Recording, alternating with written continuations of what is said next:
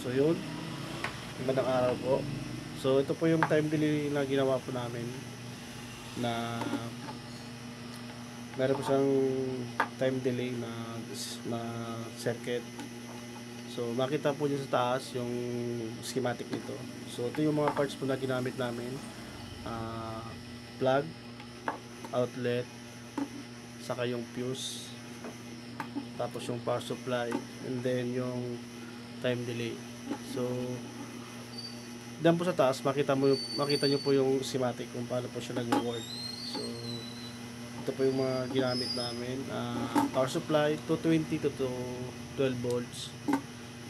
Time delay 12 volts, tapos yung ano niya 220 ito yung nag-switch para mag-on yung mag-on yung 220 papunta dito sa outlet para magka-supply yung outlet ng 220. So yun lang po yung mga parts nito.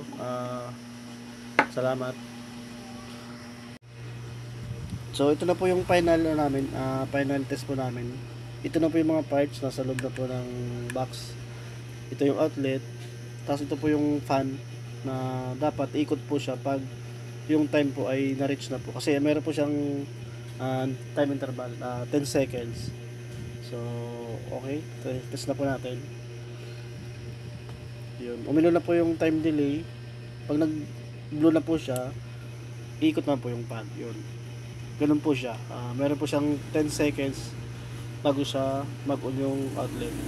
At ikot na rin yung fan. So, isa pa pong test. Final test po natin. So, yun. Namatay yung ilaw ng time delay. Isaksak ulit natin. Ayun. Umilo na po yung time delay. So, 10 seconds. Yun. Umilo na po. At umikot na rin yung fan. So, okay na po siya. So, thank you.